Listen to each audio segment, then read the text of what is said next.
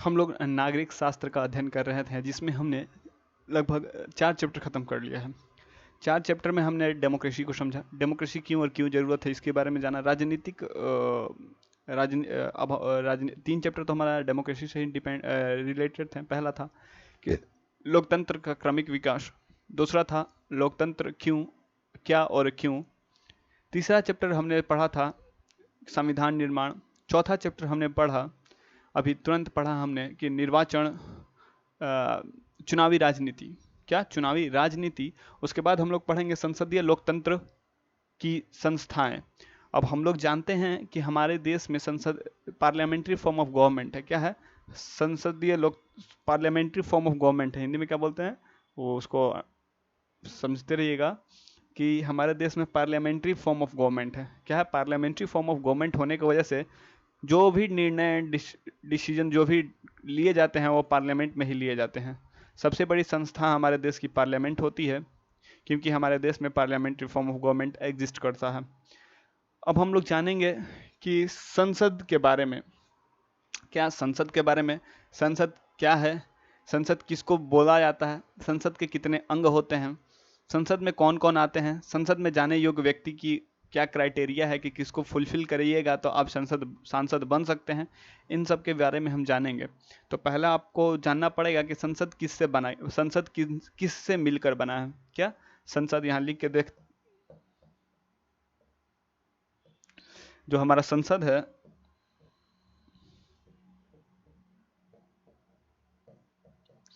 3 चीजों से मिलकर बना है। हमारा संसद 3 चीजों से मिलकर बना है। पहला लोकसभा, लोकसभा, राज्यसभा और राष्ट्रपति।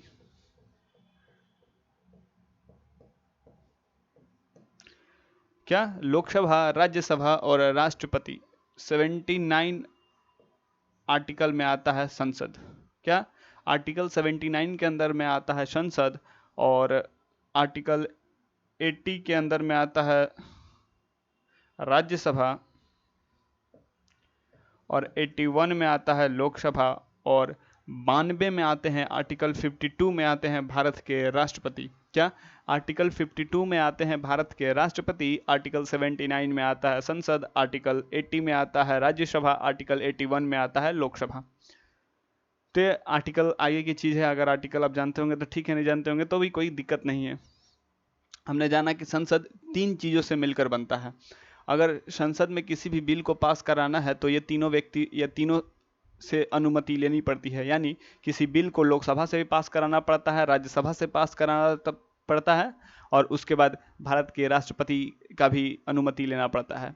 बिना उनके सिग्नेचर वो बिल एक्ट नहीं बन सकता। क्या वो बिल एक्ट नहीं बन सकता है? जैसे आपने सुना होगा CAB, जिसको CAA बोला जाता था। CAB और CAA में क्या अंतर था कि यह बिल था, राष्ट्रपति का सिग्नेचर नहीं हुआ था, जब राष्ट्रपति का सिग्नेचर हो गया तो एक्ट बन जाता है। यही अंतर है। तो संसद के बारे में जाना, संसद में कितने चीज होते हैं इनके बारे में हमने जाना कि संसद 3 चीजों से मिलकर बना है, लोकसभा, राज्यसभा और भारत के राष्ट्रपति से मिलकर बनता है संसद। चलिए हम लोग इसका प्रश्न को देखते हैं। क्या करते हैं? प्रश्नों को देखते हैं जो अत्यंत आवश्यक है, जो निश्चित है कि आपके एग्जाम में आएंगे ही आएंगे, क्योंकि यह आपके टेक्स्ट बुक NCERT से लिए गए हैं। ये कंफर्म आपके एग्जाम में ही आएंगे, यहीं से क्वेश्चन आपके एग्जाम में बनेंगे। अगर आप यहाँ से MCQ कर लेते हैं तो आपका एक भी MCQ नहीं छूटेगा।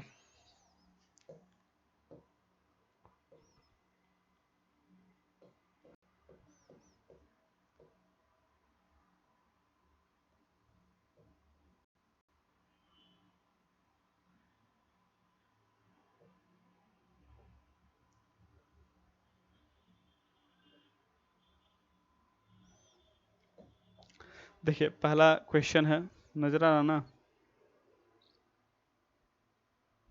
ठीक ठीक नहीं आ रहा। अब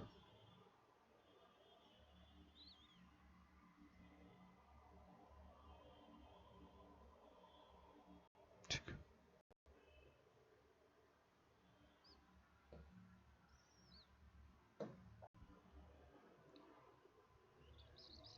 बफ नहीं कर रहा, ठीक है। देखिए, पहला प्रश्न है हमारा कि अगर आपको भारत का राष्ट्रपति चुना जाए तो आप निम्नलिखित में से कौन सा फैसला खुद कर सकते हैं। आप सभी जानते होंगे कि भारत के राष्ट्रपति भारत का सर्वोच्च पद होता है। भारत में भारत के राष्ट्रपति का पद सर्वोच्च माना जाता है। हेड ऑफ यूनियन उन्हीं को कहा जाता है, सरकार का मुखिया उन्हीं को कहा जाता है, लेकिन उनके पास जितनी भी शक्तियां उन्हें दी गई हैं वो खुद इस्तेमाल नहीं कर सकते। वह मंत्री परिषद और भारत के प्रधानमंत्री के विचार विमर्श से ही अपनी शक्तियों का इस्तेमाल कर सकते हैं। तो सबसे अधिक शक्तियां भारत के राष्ट्रपति के पास है। अगर आप आर्टिकल पढ़िएगा तो दुनिया भर का आर्टिकल आप भारत के राष्ट्रपति के बारे में पढ़िएगा, और भारत के प्रधानमंत्री का आर्टिकल पढ़िएगा तो मात्र 2 ही आर्टिकल आपको पढ़ने के लिए मिलता है, आर्टिकल 74, आर्टिकल 75। इसी में प्रधानमंत्री और मंत्री परिषद दोनों खत्म हो जाता है। लेकिन सारी पावर कौन यूज करता है, तो मंत्री परिषद के द्वारा यूज किया जाता है। और उसको यूज कौन करता है, भारत के राष्ट्रपति करते हैं, लेकिन मंत्री परिषद के सहयोग से करते हैं, उनके दिए गए आदेश को ही ये फॉलो करते हैं। तो पहला क्वेश्चन है कि अगर आप भारत के राष्ट्रपति चुने जाते हैं तो आप निम्नलिखित में से कौन सा फैसला खुद कर सकते हैं। अपनी पसंद के व्यक्ति को प्रधानमंत्री चुन सकते हैं। यह नहीं हो सकता है कि अगर कोई भारत का राष्ट्रपति है तो वो अपने मन से किसी भी व्यक्ति को भारत का प्रधानमंत्री नहीं चुन सकता, क्योंकि बहुमत दल का नेता ही भारत का प्रधानमंत्री बनता है। क्या बहुमत दल का नेता जिसे जनता ने चुनकर भेजा है संसद में, उस बहुमत दल का नेता भारत का प्रधानमंत्री बनता है? तो ये ऑप्शन गलत हो जाएगा। लोकसभा में बहुमत वाले प्रधानमंत्री को उसके पद से हटा सकते हैं। यह भी मुमकिन नहीं है कि जो व्यक्ति लोकसभा में बहुमत में है उसको राष्ट्रपति उसके पद से हटा सके, यह भी मुमकिन नहीं है। दोनों सदनों द्वारा पारित विधेयक को पुनर्विचार के लिए कह सकते हैं।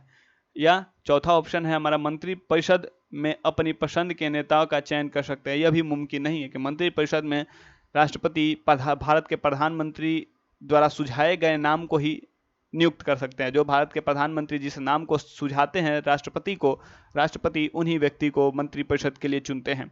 लेकिन ये तीसरा ऑप्शन जो है, दोनों सदनों द्वारा पारित विधेयक को राष्ट्रपति पुनर्विचार के लिए भेज सकते हैं। क्या अगर कोई बिल भारत के राष्ट्रपति के पास लोकसभा और राज्यसभा से पास होकर आया है तो राष्ट्रपति क्या कर सकते हैं, उसको पुनः विचार के लिए दोनों सदनों में भेज सकते हैं। इसका राइट आंसर हो जाएगा सी। राइट आंसर सी हो जाएगा कि दोनों सदनों द्वारा पारित विधेयक पर पुनर्विचार के लिए कह सकते हैं।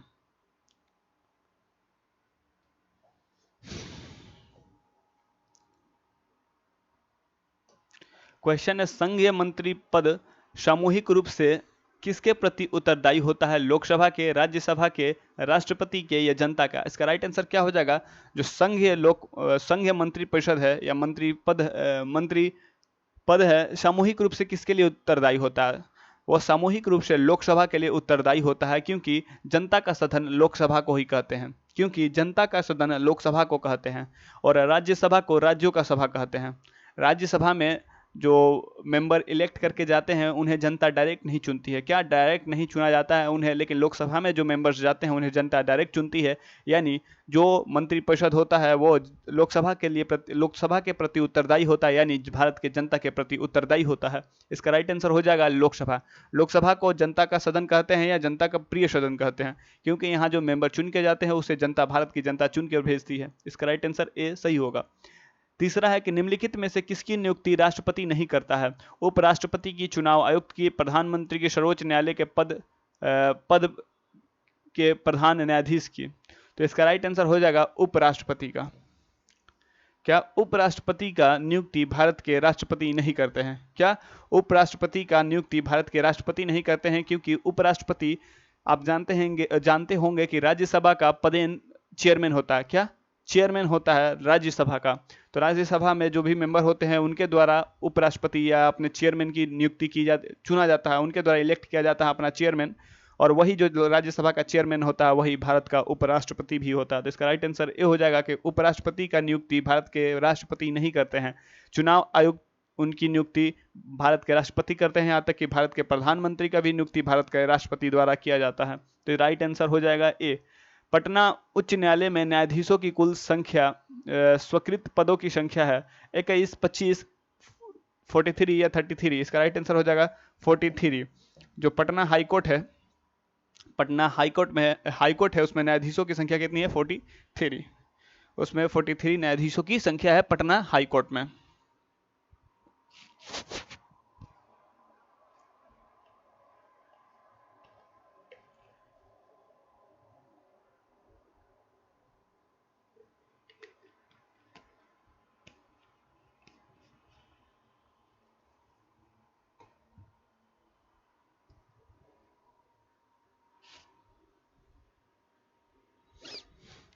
चलिए 5वां नंबर प्रश्न हम लोग देखते हैं।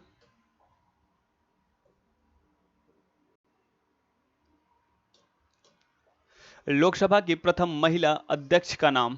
क्या लोकसभा की प्रथम महिला अध्यक्ष का नाम शीला दीक्षित, नजमा हेपतुल्ला, मीरा कुमार या सुषमा स्वराज? इसका राइट आंसर क्या हो जाएगा? मीरा कुमार। जो यूपीए गवर्नमेंट थी तो उसमें लोकसभा का अध्यक्ष कौन था? तो मीरा कुमार उस समय लोकसभा की अध्यक्ष थी।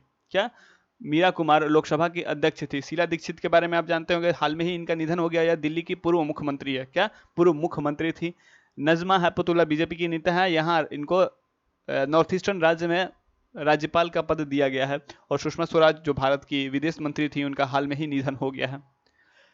6वां नंबर प्रश्न है हमारा कि 15वीं लोकसभा का गठन की तिथि है 20 मई 2009, 22 मई 2009, 24 मई 2009 या 26 मई 2009? इसका राइट आंसर क्या हो जाएगा? तो 20 मई 2009। क्या 22 मई 2009 इसका राइट आंसर हो जाएगा। कार्यपालिका कितने प्रकार की होती हैं? 1 प्रकार की, 2 प्रकार की, 3 प्रकार की, 4 प्रकार की? इसका राइट आंसर हो जाएगा 2 प्रकार की कार्यपालिका होती है। कार्यपालिका 2 प्रकार की होती हैं। चलिए 8वां नंबर प्रश्न देखते हैं, उसको बड़ा कर देता हूं कि इनमें कौन सी राजनीतिक संस्था राष्ट्रपति के चुनाव में भाग नहीं लेती है? लोकसभा, विधान परिषद, विधानसभा, राज्यसभा या विधानसभा? इसमें राइट आंसर हो जाएगा विधान परिषद। भारत के राष्ट्रपति का चुनाव होता है वह सिंगल यूनिटरी मेथड से होता है, एकल संघीय मत से होता है भारत के राष्ट्रपति का चुनाव।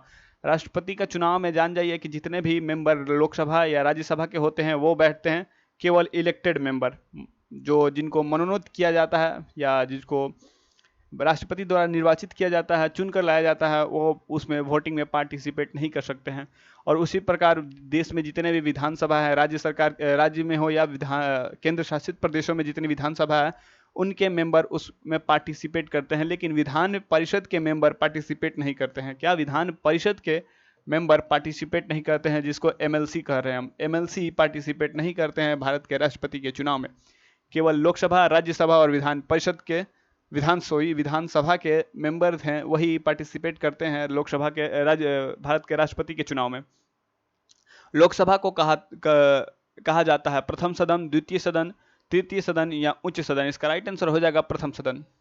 जनता का लोकप्रिय सदन होता है लोकसभा। लोकसभा में जितने भी मंत्रिपरिषद होते हैं वो लोकसभा के प्रति उत्तरदायी होते हैं। यहाँ तक कि भारत के प्रधानमंत्री भी लोकसभा के प्रति ही उत्तरदायी होते हैं, क्योंकि जो यह लोकसभा जनता का सदन माना जाता है, जनता का सर्वोच्च सदन या जनता का प्रिय सदन माना जाता है।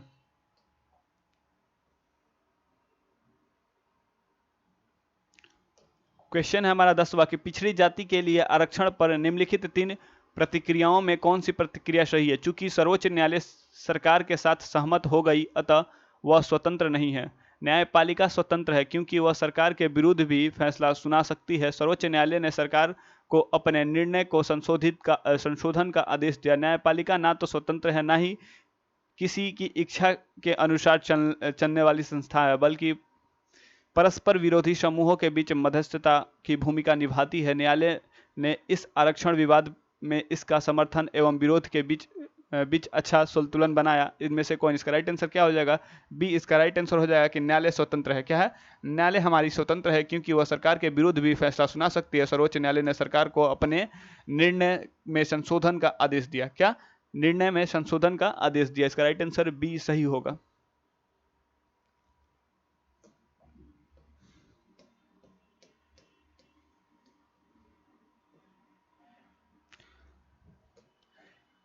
जो 11वां नंबर प्रश्न है इसको हमने कुछ समय पहले ही डील किया था कि भारत में लोकसभा में निर्वाचित सदस्यों की संख्या कितनी है। तो मैंने बताया कि 545 पर लोकसभा में सीटें हैं जिसपे 543 पर क्या होता है, इलेक्शन कंडक्ट कराया जाता है और 2 सीट को मनोनीत करके राष्ट्रपति द्वारा लाया जाता है। क्या, एंग्लो इंडियन को मनोनीत किया जाता है 2 सीटों पर।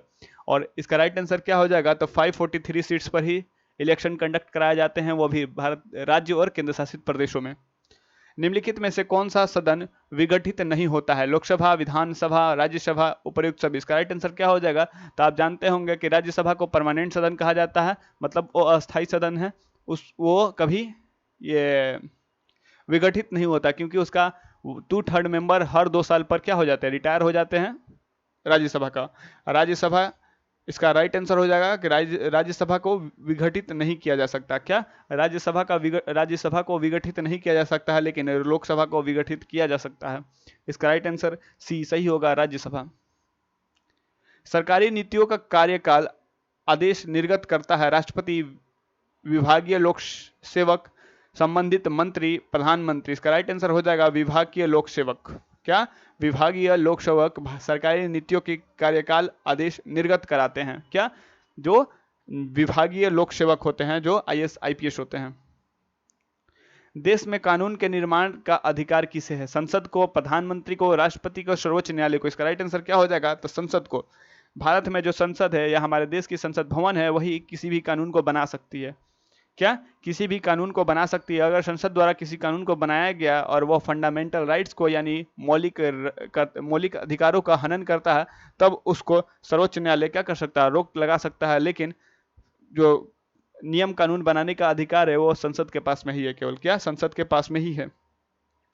आप जानते होंगे कि राष्ट्रपति भी संसद का ही पार्ट है। राष्ट्रपति भी संसद का पार्ट है। संसद 3 चीजों से मिलकर बनता है। संसद के 3 पिलर होते हैं, लोकसभा, राज्यसभा और राष्ट्रपति। इन तीनों की अनुमति अत्यंत आवश्यक होती है किसी भी बिल को एक्ट बनाने के लिए। तो किसी भी कानून को बनाने के लिए तीनों की आवश्यकता पड़ती है। तो इसमें राइट आंसर हो जाएगा संसद।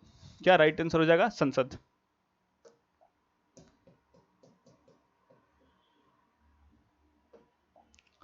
क्वेश्चन है हमारा, संसद के अधिवेशन बुलाने का कार्य कौन करता है, राष्ट्रपति, लोकसभा का अध्यक्ष, राज्यसभा का अध्यक्ष, संघीय मंत्री परिषद। इसका राइट आंसर हो जाएगा राष्ट्रपति।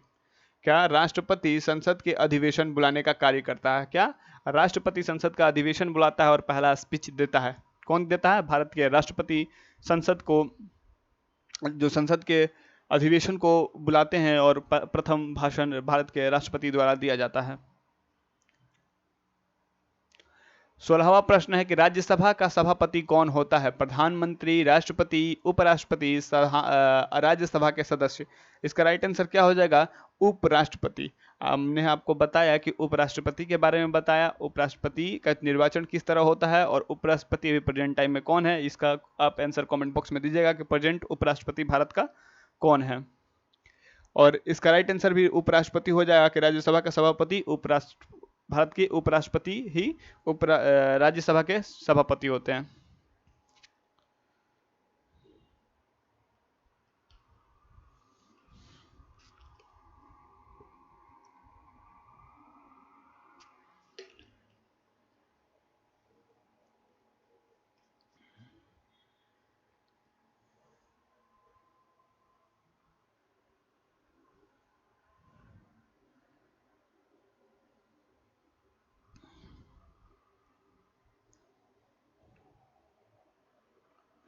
चलिए 17वां नंबर प्रश्न है कि बिहार विधानसभा में कुल कितने सदस्य होते हैं, 123, 243, 550 या 324। इसका राइट आंसर क्या हो जाएगा, 243। बिहार में विधानसभा सीट कितनी है, बिहार विधानसभा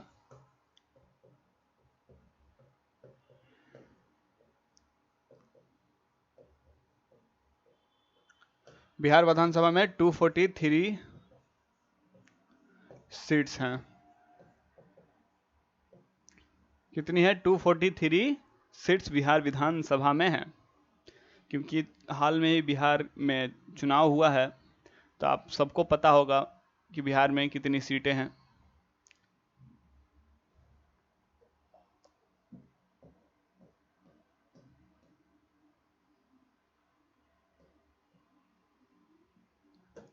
क्वेश्चन है हमारा, राष्ट्रपति को सलाह एवं मंत्रण कौन देता है? मुख्यमंत्री देता है, राज्यपाल देता है, संघीय मंत्रिपरिषद देता है, या उपराष्ट्रपति देता है? तो इसका राइट आंसर हो जाएगा संघीय मंत्री पद देता है या मंत्रिपरिषद देता है। संघीय मंत्रिपरिषद के आदेश के अनुसार ही भारत के राष्ट्रपति फैसला लेते हैं। जो भी डिसीजन संघीय मंत्रिपरिषद का होता है वही डिसीजन को पालन कौन कराता है? तो केवल राष्ट्रपति करवाते हैं। 19वां नंबर प्रश्न देखते हैं कि भारत में राष्ट्रीय संकट का उद्घोष कौन करता है? प्रधानमंत्री, राष्ट्रपति, विदेश मंत्री एंड वायुसेना अध्यक्ष। इसका राइट आंसर हो जाएगा कि भारत में राष्ट्रपति ही क्या लगाता है? इमरजेंसी डिक्लेयर करता है। क्या करता है? भारत के राष्ट्रपति ही इमरजेंसी डिक्लेयर कर सकते हैं भारत में। इमरजेंसी क्या होता है? ऐसे युद्ध के समय पर इमरजेंसी लगाया जाता है। जब किसी देश से युद्ध होने लगे तो हमारे देश में या उस समय क्या लगाया जाता है? इमरजेंसी देश में घोषित कर दिया जाता है। तो इसको घोषित करने की शक्ति किसके पास है? तो इसको घोषित करने की शक्ति भारत के राष्ट्रपति के अंदर में है। भारत के राष्ट्रपति ही राष्ट्रीय संकट यानी नेशनल इमरजेंसी घोषित कर सकते हैं। 20वां नंबर है कि महान लोकतांत्रिक देश भारत के केंद्र एवं केंद्रीय स्तर पर निधियों के सभा को कहा जाता है? पार्लियामेंट, नेशनल असेंबली, संसद या कांग्रेस। इसका राइट आंसर हो जाएगा संसद। भारत में पार्लियामेंट को क्या कहा जाता है? तो भारत में पार्लियामेंट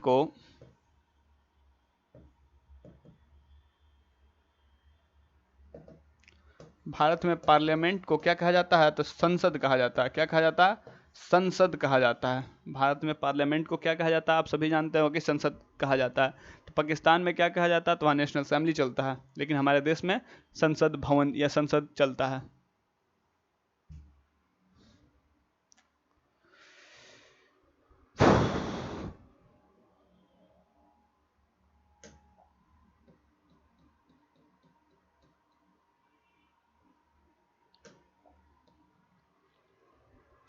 राज्यपाल विधान परिषद में कितने सदस्यों को मनोनीत कर सकता है? 1/2 सदस्यों को, 1/6 सदस्यों को, 1/7 सदस्यों को या 1/8 सदस्यों को? इसका राइट आंसर हो जाएगा 1/6 सदस्यों को। क्या? 1/6 सदस्यों को राज्यपाल, कौन? राज्यपाल, ना कि राष्ट्रपति। राज्यपाल विधान परिषद में, कहा? विधान परिषद में मनोनीत कर सकता है। क्या कर सकता है? मनोनीत कर सकता है। बिहार में विश्वविद्यालयों का कुलपति कौन होता है? राज्यपाल होता है, राष्ट्रपति होता है, मुख्यमंत्री होता है या प्रधानमंत्री होता है? इसका राइट आंसर क्या हो जाएगा? कुलपति उस राज्य के राज्यपाल होते हैं। जिस राज्य की विश्वविद्यालय है उसका कुलपति कौन होता है? तो राज्यपाल होता है। लेकिन केंद्रीय स्तर पर जो विश्वविद्यालय है उसका कुलपति भारत के राष्ट्रपति होते हैं। आप जानते होंगे कि वाइस चांसलर कहा जाता है। जो कुलपतियों को वाइस चांसलर कहा जाता है, ना कि चांसलर कहा जाता है। चांसलर भारत के राज्यपाल होते हैं। चलिए 23वां नंबर प्रश्न देखते हैं कि बिहार विधान परिषद की कुल सदस्यों की संख्या है? 45, 5, 75, 65। इसका राइट आंसर हो जाएगा 75। अभी आपको बताया गया कि 243 बिहार विधानसभा का किसका? बिहार विधानसभा का। और 75 किसका है? बिहार विधान परिषद का। बिहार विधान परिषद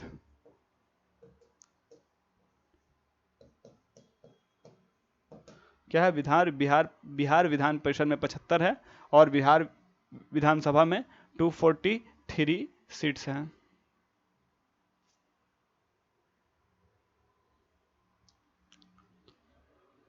चलिए 24वां नंबर प्रश्न देखते हैं कि सर्वोच्च न्यायालय के न्यायाधीश अपने पद पर बसे रहते हैं 58 वर्ष की उम्र तक, 60 वर्ष की उम्र तक, 62 वर्ष की उम्र तक या 65 वर्ष की उम्र तक? इसका राइट आंसर क्या हो जाएगा? तो सुप्रीम कोर्ट के जज होते हैं, सुप्रीम कोर्ट के जज, उनकी रिटायरमेंट का एज है 65 ईयर्स। क्या? 65 ईयर्स, 65 वर्ष में वो रिटायर हो जाते हैं। 65 वर्ष की उम्र में वो क्या होते हैं? रिटायर होते हैं, सेवानिवृत्त होते हैं।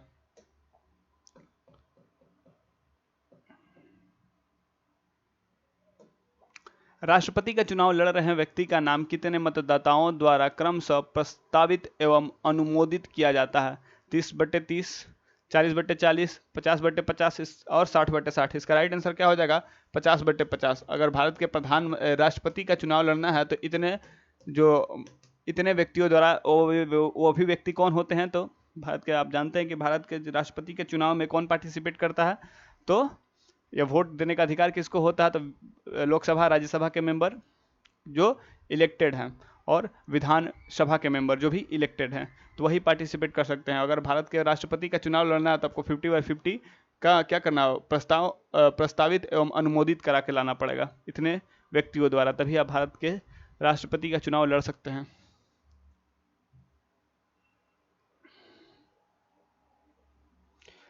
चलिए 26वां नंबर प्रश्न है कि किसी संशोधन अधिनियम द्वारा सर्वोच्च न्यायालय की स्वतंत्रता पर अंकुश लगाया गया था?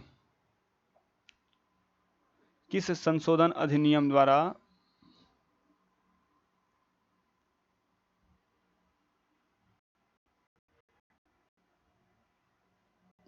तो इसका राइट आंसर क्या हो जाएगा? 42वां संविधान संशोधन, 44वां संविधान संशोधन, 43 संविधान संशोधन या 45 संविधान संशोधन। इसका राइट आंसर हो जाएगा 42 कॉन्स्टिट्यूशनल अमेंडमेंट, 42nd कॉन्स्टिट्यूशनल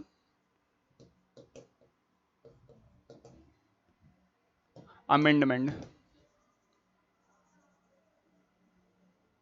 42वां संविधान संशोधन इंदिरा गांधी द्वारा जो किया गया था वही था जो सुप्रीम कोर्ट की शक्तियों या स्वतंत्रता पर अंकुश लगाया था।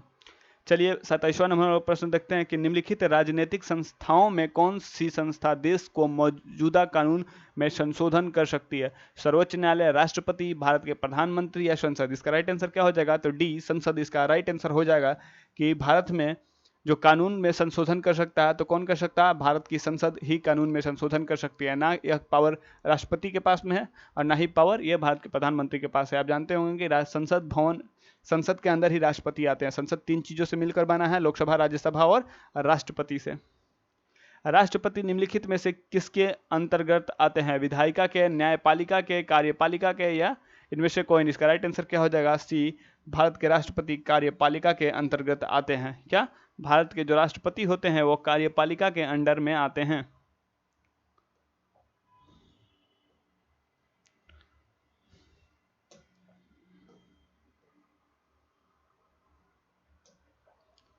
संघात्मक शासन में सरकार के कितने स्तर होते हैं? 1 स्तर, 2 स्तर, 3 स्तर या 4 स्तर। इसका राइट आंसर हो जाएगा 2 स्तर। 2 स्तर के होते हैं। क्या? 2 स्तर के होते हैं।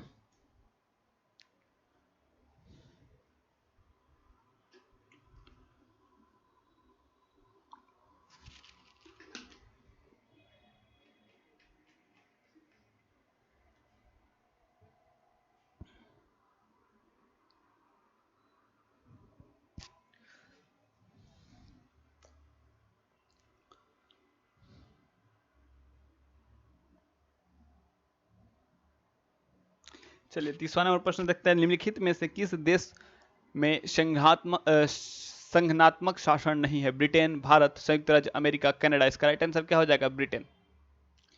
ब्रिटेन इसका राइट आंसर हो जाएगा, ब्रिटेन।